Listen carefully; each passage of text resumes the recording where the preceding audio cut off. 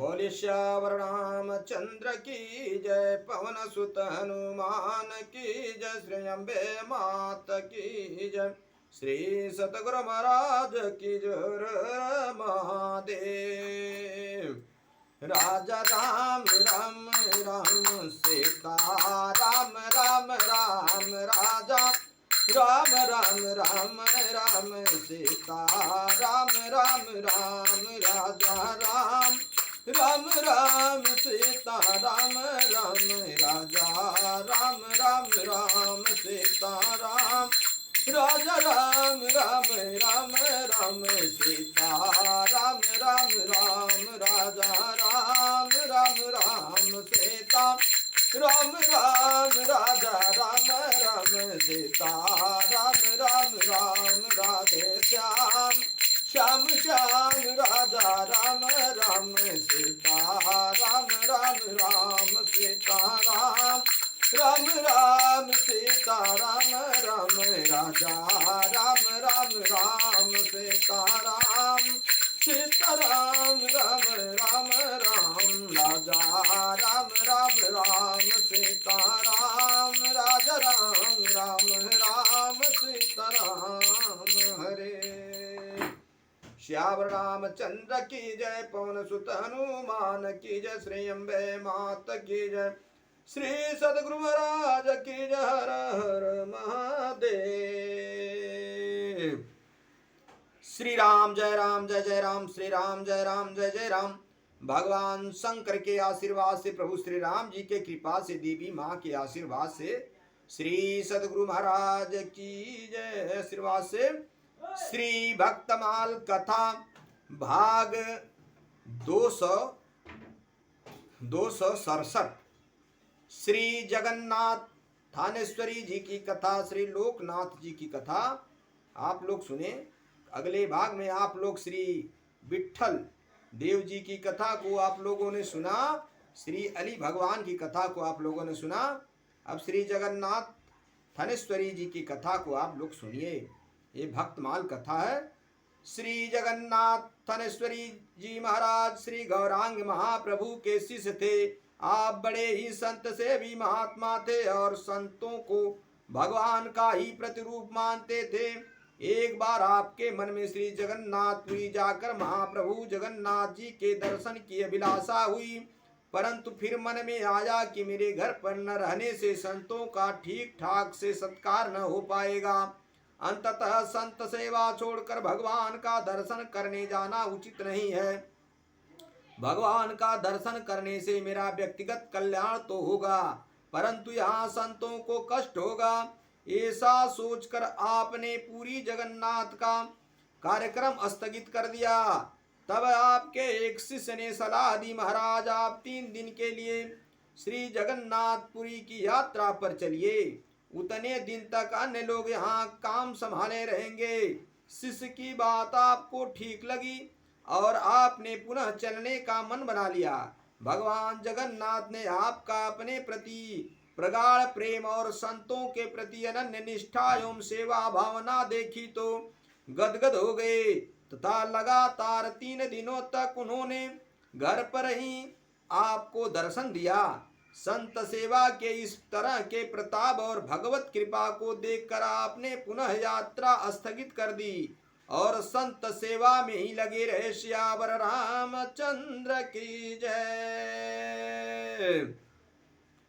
संत भगवंत एक समान होते हैं, सदैव निश्चल भाव से इनकी सेवा करना चाहिए, ऐसा विश्वास मान करके इसको श्री प्रियदास जी गीत के माध्यम से वर्णन करते हैं। महाप्रभु प्रसाद थानेश्वरी जगन्नाथ नाथ को प्रकाश गर दीना तिन देखयो, भय शिष्य जान आप नाम कृष्ण दास धरयो, कृष्ण जू कहत सब आदर विशेष है, सेवा मन मोहन जू कूप में जनाई दई, बाहर निकसी करी लाडौर लेखयो है, सुत रघुनाथ कुजू को स्वप्न में स्वलोक दान, दया के निधान पुत्र दियो प्रेम पेख्यो है। श्री भगवान ने गीता में कहा है कि जो मुझे जिस भाव से भजता है मैं भी उसका उसी भाव से भजन करता हूँ। महाभारत में एक उदाहरण आता है कि भीष्म पितामह सैया पर पड़े हुए भगवान श्री कृष्ण का ध्यान करते थे और इधर भगवान श्री कृष्ण भी ध्यानावस्था में अपने भक्त भीष्म का ध्यान करते थे। भगवान का वैसा ही भाव श्री जगन्नाथ थानेश्वरी जी के प्रति था। एक बार श्री थानेश्वरी जी महाराज ने अपने आराध्य श्री ठाकुर मनमोहन जी का बसंत श्रृंगार किया। उस समय प्रभु की अद्भुत सौंदर्यमयी छवि का अवलोकन कर आप भाव विभोर हो गए और आपकी ध्यान समाधि लग गई। उस अवस्था में भी आप प्रभु की उसी मनमोहनी छवि का दर्शन कर रहे थे।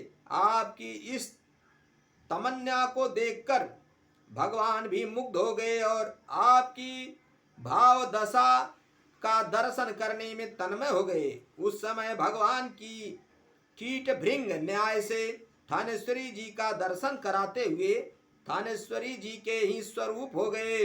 यहाँ तक कि उसी समय थानेश्वरी जी का एक शिष्य उनका दर्शन करने आया तो उसे यह देखकर आश्चर्य हुआ कि गुरुदेव ही आज भगवत विग्रह के स्थान पर विराजमान है। वस्तुतः भगवान की तमन्ना के कारण उनके विग्रह का स्वरूप श्री थानेश्वरी जी का ही स्वरूप हो गया था। धन्य है ऐसे भक्त और धन्य है भगवान की भक्त वत्सलता।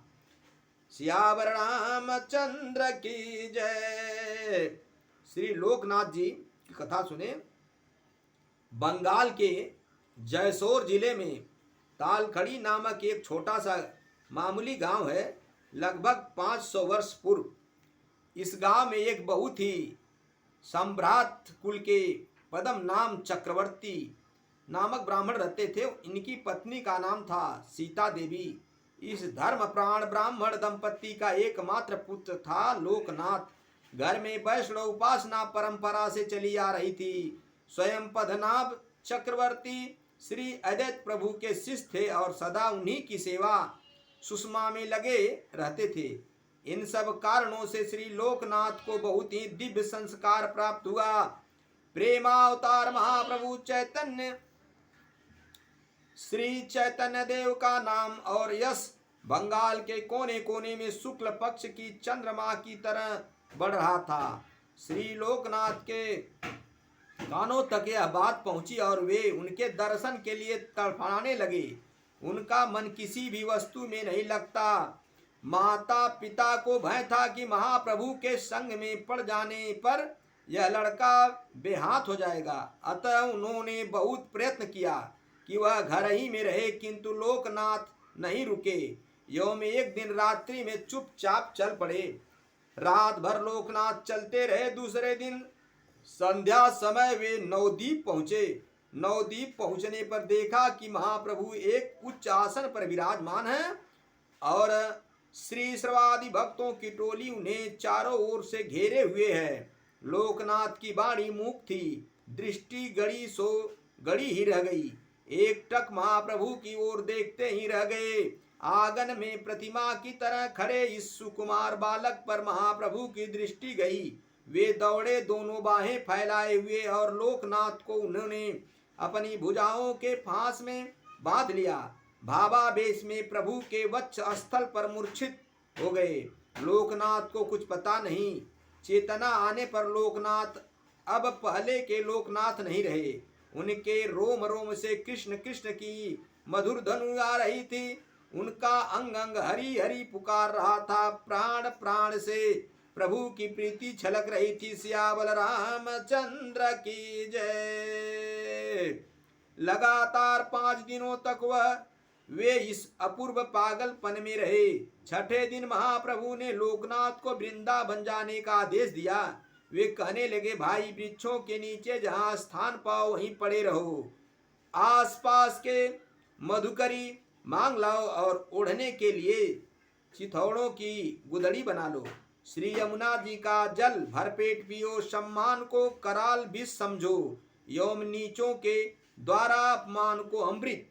श्री राधा माधव का भजन करो, किंतु मित्र वृंदावन को छोड़ना, मित्र वृंदावन को मत छोड़ना। महाप्रभु की आज्ञा को लोकनाथ टाल नहीं सके और रोते रोते उनसे विदा हुए। इनके साथ गदाधर पंडित के शिष्य भूगर्भ भी तैयार हो गए।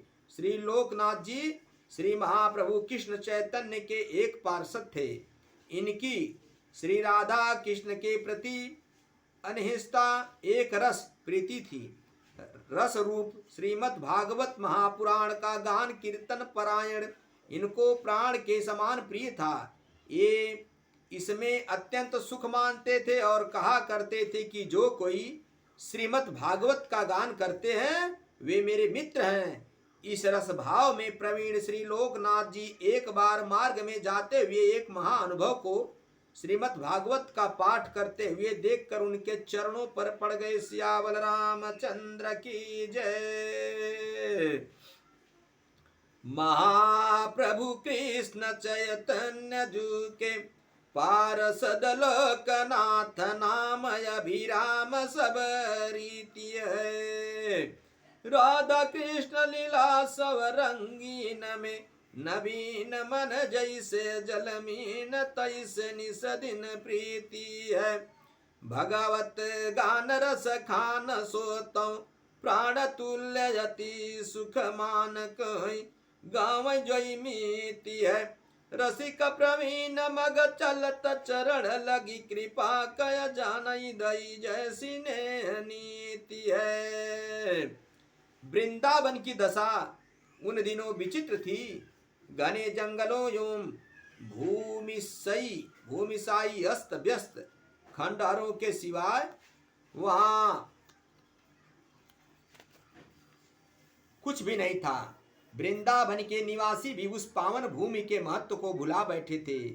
उन्हें वहां न तो चीर घाट मिला, न बंसी बट, न निधि बन भंडीर बन, न श्याम और राधा कुंड ही क्या करे, कहाँ जाएं, पता लगाएं तो कैसे।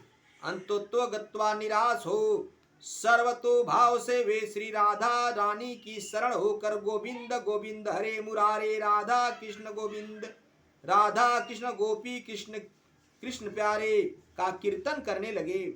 सहसा एक दिन उन्हें चीर घाट का पता लग गया। वे वहां अत्यंत प्रेमावेश जीवन बिताने लगे। लोगों में इनकी प्रसिद्धि हुई। लोगों ने इनके लिए कुटिया भी बनानी चाहिए, परंतु इनके लिए तो निश्चय किया हुआ था कि रहना किसी पेड़ के नीचे ही।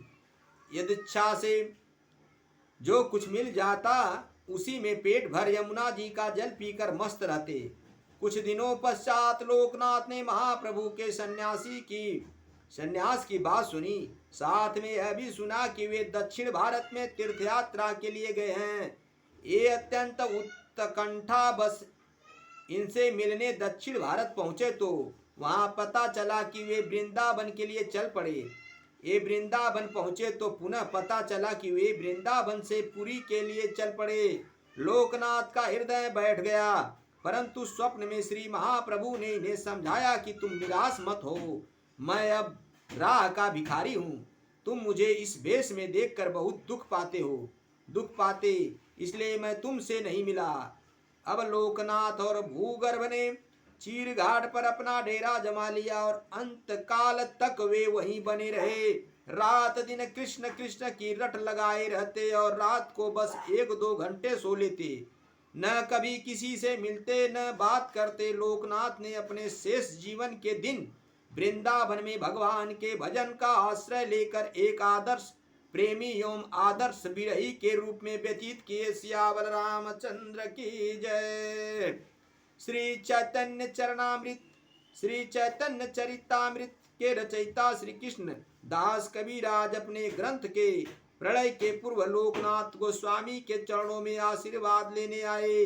लोकनाथ ने उनके लिए संघर्ष हाँ भरी, परंतु अपनी एक शर्त रखी, वह यह कि इस ग्रंथ में उनकी कहीं भी तो चर्चा न आए, न उनसे महाप्रभु के संबंध में ही बात लिखी जाए। इतना मूक और निरीह उपासना थी लोकनाथ गोस्वामी जी की। श्यावर रामचंद्र की जय। मेरे भाइयों, मेरे मित्रों, मेरे बंधुओं, ईश्वर ही सत्य है, जगत मिथ्या है। संत सेवा, गुरु सेवा, भगवंत सेवा सदैव करते रहे, अपने जीवन का कल्याण करे। कहीं भी कैसे भी चलते फिरते, उठते बैठते, सोते जागते, हर पली हर घड़ी हरि का नाम करें, हरि का नाम जपे, चिंतन करें, सदैव तीर्थ धाम करें, संत सेवा करें। कथा विसर्जन होत सुनहु पवन कुमार, राम लखन सीता सहित मुँह पर करहु कल्याण। सियावल रामचंद्र शंकर जी, उमापति महादेव की जय।